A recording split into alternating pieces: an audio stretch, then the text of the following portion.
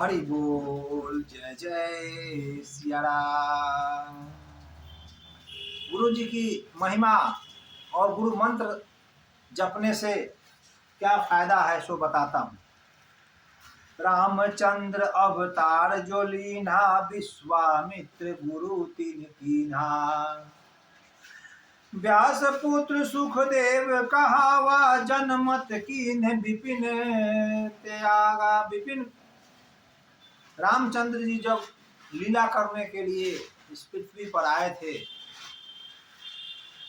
उस समय अस्त्र और शस्त्र की गुरु को विश्वामित्र जी को बनाए थे। जब त्रेता युग, प्रथम काल का त्रेता युग कट रहा था, उस समय का बात है।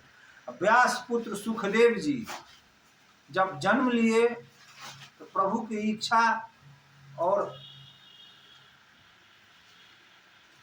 अमर कथा सुनने के प्रताप से उनका 12 साल का शरीर था जन्म के समय, और जन्म लिए सुखदेव जी तुरंत निकल गए जंगल की तरफ। जब जंगल में गए तो वो जाते ही अपना गुरु जी को गुरु जी बनाए। अतिन किन्ह जनक गुरु पाए। जो जंगल में जाने के बाद विदेहराज जनक जी को अपना गुरु बनाए। तबे हृदय में निष्ठा आई, तब उनके हृदय में निष्ठा आया। ब्रह्मपुत्र नारद मुनि जेओ, ब्रह्मा जी के और पुत्र नारद जी मनु भगवान के ऋषु निलेऊ। मनु भगवान के वो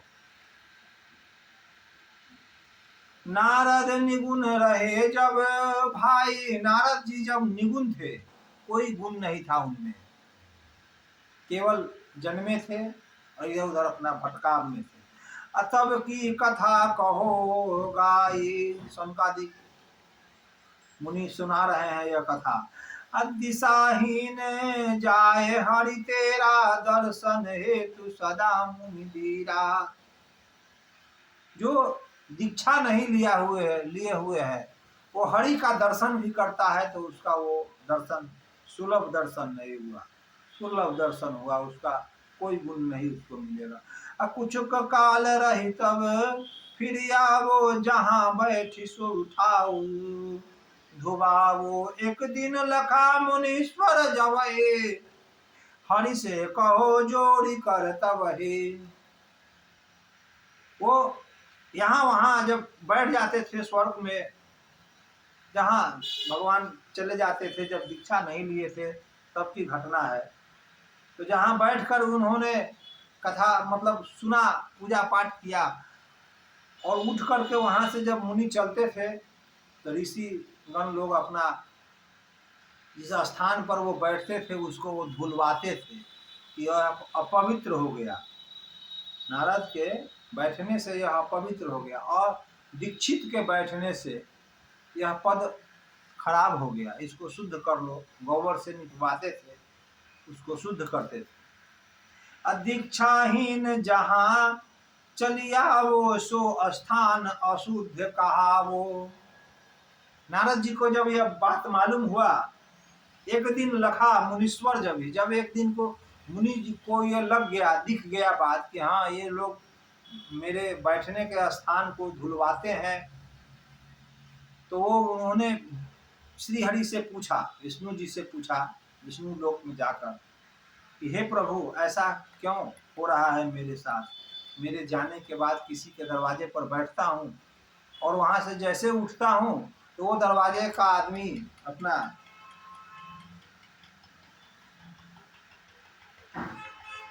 स्थान को पवित्र करता है। तो भगवान कहते हैं उसको कि दीक्षाहीन जहाँ चली जाओ, सो स्थान अशुद्ध कहावो।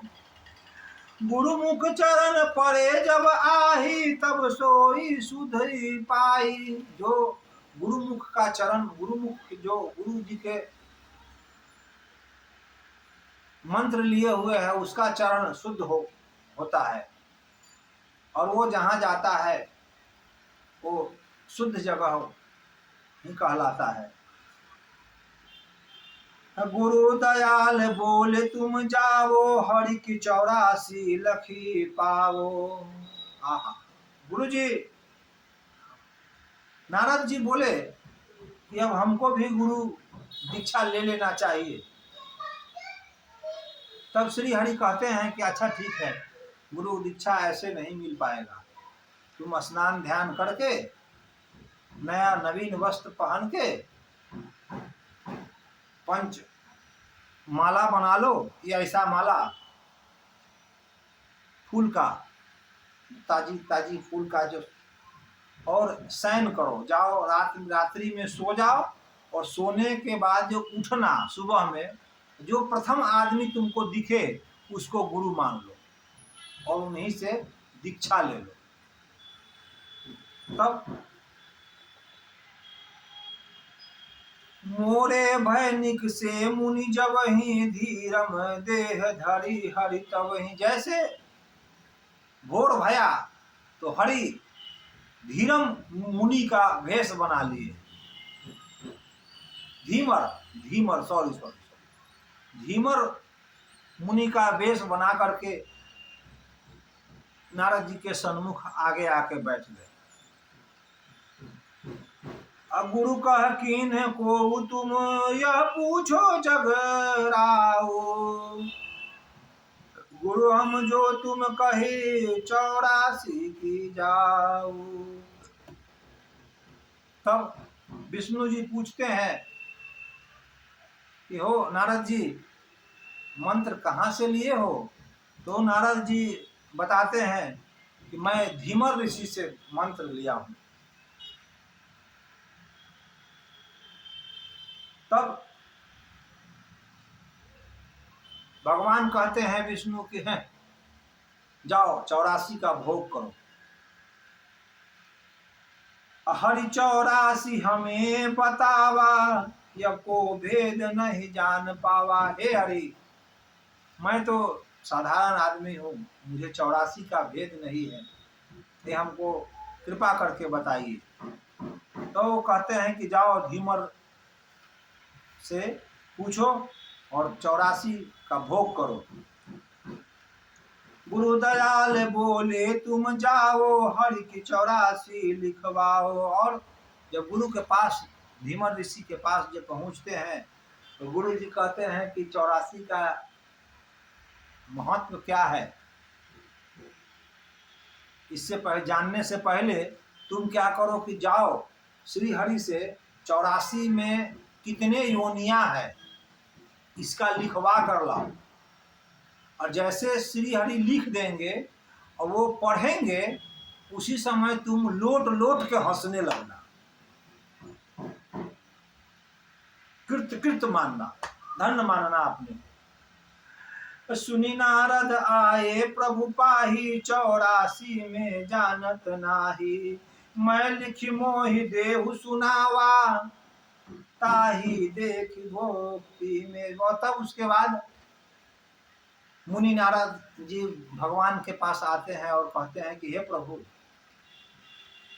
हम 84 को बोल नहीं पाएंगे, लिख के आप जो दीजिएगा उसको हम आपको ग्रहण कर लेंगे। हरि 9 लख जल चारी जाति, सब योनि भरे बहु भांति। 10 लाख 25 को विस्तारा, उड़त रहे भव उर धारा। भगवान कहते हैं कि 9 लाख जलचल जीव है, जो जल में रहता है वो 9 लाख जीव है। उन सबों को पहले जाओ, फिर दल करो, गिनती करो। 10 लाख पक्षी की प्रजाति है, और वो भी पक्षी उस प्रजाति में आते हैं जो भय के कारण निरंतर आकाश में ही उड़ते रहते हैं। जब उसको पंख हो जाता है तो वो उड़ जाता है और आकाश में ही वो अपना जीवन जीता है, वो भी जलचर पक्षी में है। 11 लाख जाति कीमरी कीड़ा, 11 लाख जातियों में कीड़ा का गिनती होता है। 11 लाख योनि कीड़ा का है, कीट पतंगा का। अब 20 लाख वन विपट को दीन दीठा, 20 लाख विपट है। 30 लाख पशु योनि जानो, 30 लाख पशुओं का योनि है। 4 लाख मनुष्य मन मानो, 4 लाख मनुष्यों का योनि है। ये सब मिलाकर 84 लाख योनि होता है। इस 84 योनियों को लिखते हुए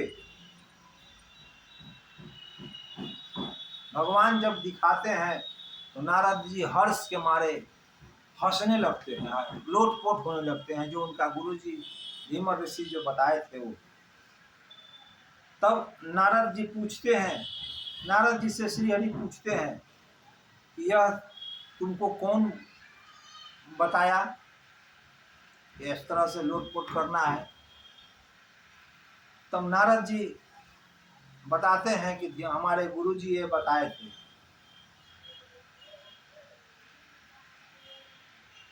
तेहि पर यक इतिहास पुराना, सौनिक मोर को जाना। अवध उतरे योजन 4, रहे ग्राम अति सुखारी। तब गुरु गोविंद से अधिक है यह प्रतीत मन लाए। गोविंद डार नरक जो ते गुरु ले बचाए। गुरु गोविंद से अधिक है गुरु जी की महिमा। गोविंद अगर नरक में डाल रहे हैं, जैसे नारद जी को कह दिए कि जाओ 84 को भोग करो, तो नरक 84 में हो गया। फिर गुरु जी कहे कि महिमा जाओ भगवान से लिखवा लो, और वो लिखने जो जब देंगे कि किस योनि में किसका जन्म होना होगा, 84 लाख योनियों का जब लिख के देंगे तो तुम वहाँ लोटपोट करने लगे। धरती पर लोटपोट करने लगा तो 84 फंद छूट जाएगा। भगवान उसको 84 फंद छोड़ा देते हैं। तो उसी तरह से गुरु गोविंद से अधिक है, गुरु से गुरु मतलब के महिमा भगवान से अधिक है। अमोह तिमर ज्ञान हित गुरु ज्योति प्रकाश। गुरु की ज्योति प्रकाश है। अवर्णो धर्म अरु अस्त्र को यह मैं बार इतिहास। यह जानने के लिए इतिहास में सैकड़ों वर्णन दिया गया है। तो गुरु की महिमा क्या है, गुरु को हम कैसे जाने, गुरु की आज्ञा को अपने जीवन में कैसे शिरोधार बनाए। फिर एक वर्णन आता है गुरु मंत्र लेने का। कृष्णदत्त नाम के एक ब्राह्मण थे, उनकी पत्नी का नाम सुंदरी था। सुंदरी वाकई में भगवान का भक्त थी, वो गुरुमुख थी। कृष्णदत्त गुरुमुख नहीं थे, और कृष्णदत्त कर्मनिष्ठ थे, अच्छे कर्म किया करते थे, पत्नी को सहयोगी थे। एक बार की घटना है, कृष्णदत्त यात्रा पर निकले थे। उसी समय उनके यहाँ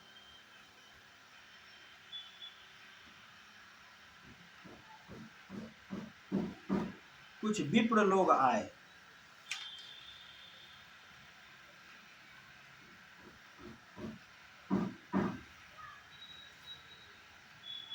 उस दिन नारद जी मुनि के भेष में आए। नारद जी मुनि के भेष बना करके आए और तिलक लगाए बिना बजाते हुए रास्ते से गुजर रहे थे। तो जो सुंदरी स्त्री थी कृष्णदत्त की पत्नी, वो उन्हें बुला करके अपने घर पे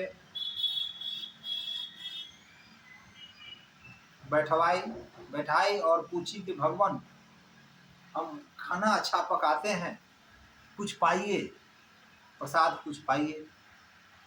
तो मुनि कहे कि ठीक है बनाओ।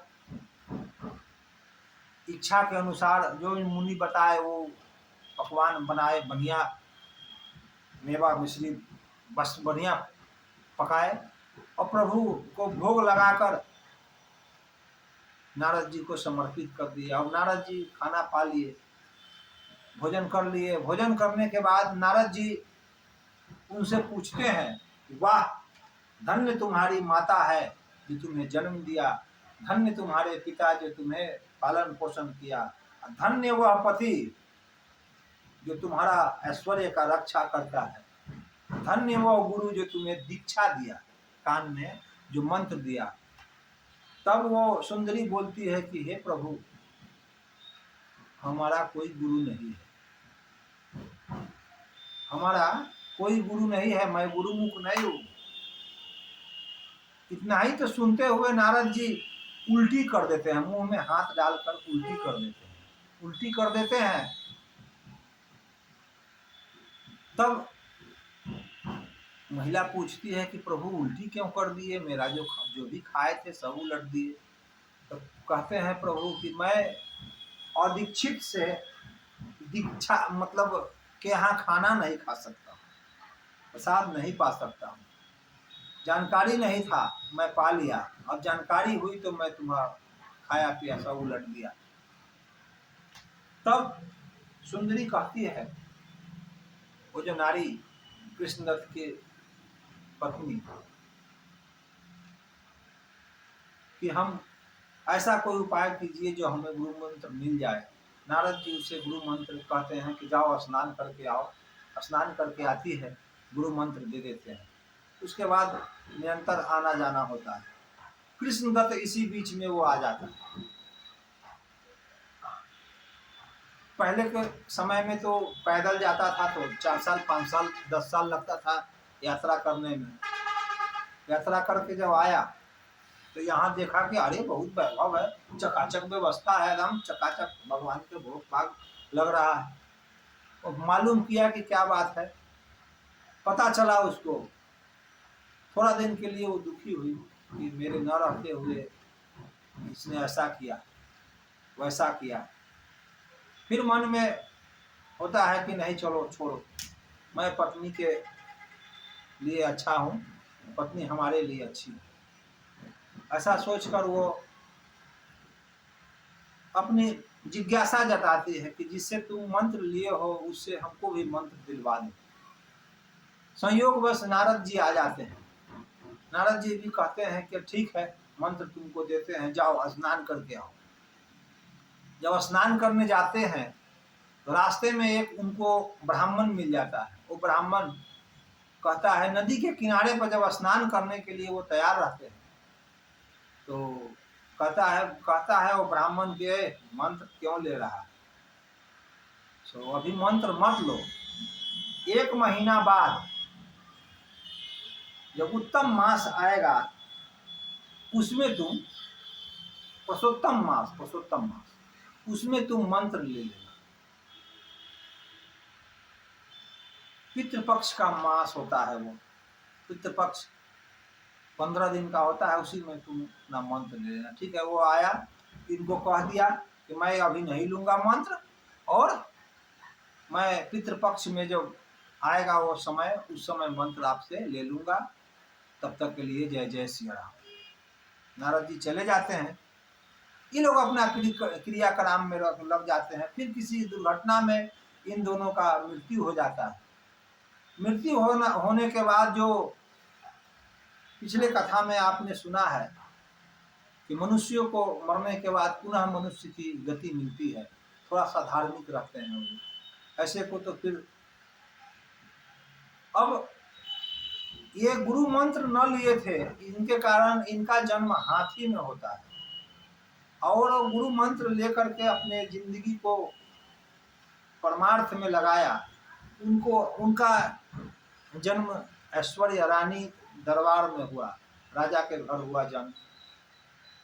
जब राजा के यहाँ दोनों पोसाने लगे, पलने लगे, तो ये हाथी जहाँ थे जंगल में, जिनके यहाँ हाथी कृष्णदत्त थे, बड़ी महिमा थी इस हाथी का कि बहुत शांत स्वभाव के, बहुत अच्छे विचार का ये हाथी है। एक बार समझा देने पर ये अपना स्थान पर चला जाता है और काम करता है दिन भर। बहुत इनका प्रशंसा हुआ और राजा उस हाथी को बुला लिया, उन्हें यहाँ खरीद के मंगा लिया। जब कृष्णदत्त अब यहाँ आते हैं तो देखते हैं सुंदरी को, उनको पूरा पूर्ण जन्म याद रहता है दोनों को। जब सुंदरी देखती है हाथी को तो कहती है कि ये तो हमारे पति। अब वो पति मानती है, ये पत्नी मानते हैं। अपना दिनचर्या उन लोगों का कट रहा है। इसी बीच होते होते सुंदरी सियान हो गई। जब सियान हो गई तो विवाह योग्य जब हुई तो उनका पिता उसको वरण कराने के लिए राजाओं को बुला लिए। यह बात सुनकर हाथी महाराज भूखे प्यासे मरने लगे। जब एकदम भूख प्यास परेशान करने लगा तो राजा इनको खवाने के लिए डॉक्टर बहुत तरह के वैद्य लगाए, ठीक नहीं हो रहे। सुंदरी बोली कि हम इसको ठीक कर देंगे पिताजी। गई सुंदरी, समझाई, लाख समझाई, हाथी बात नहीं माना। हाथी कहा कि तुम हमको वचन दो। तो सुंदरी बोली कि हम तुमको वचन देते हैं, हे प्राण प्रिय, हम आपको वचन देते हैं कि मैं शादी नहीं करूंगी, आजीवन ब्रह्मचारिणी रहूंगी और आपका सेवा करूंगी। ऐसा वचन लेकर के वो चली जाती है महल में। यहाँ हाथी महाराज अपना भोजन पाने लगते हैं। राजा ही सवाल बड़ा विचित्र पूछते हैं कि ऐसा क्या हुआ, ऐसा तुमने क्या कह दिया इसको जो ये भोजन पाने लगा। सुंदरी अपनी पुरानी जिंदगी के बारे में बताते हैं, पिछले जन्म की सारी बातें बताती है। बताने के बाद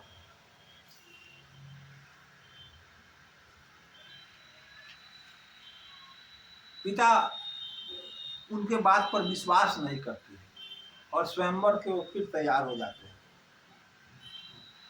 स्वयंवर में राजा दीप दीप के आते हैं।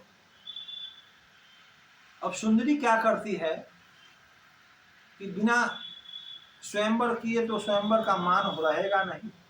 गज महाराज भी उसी के आसपास नहीं रहते हैं।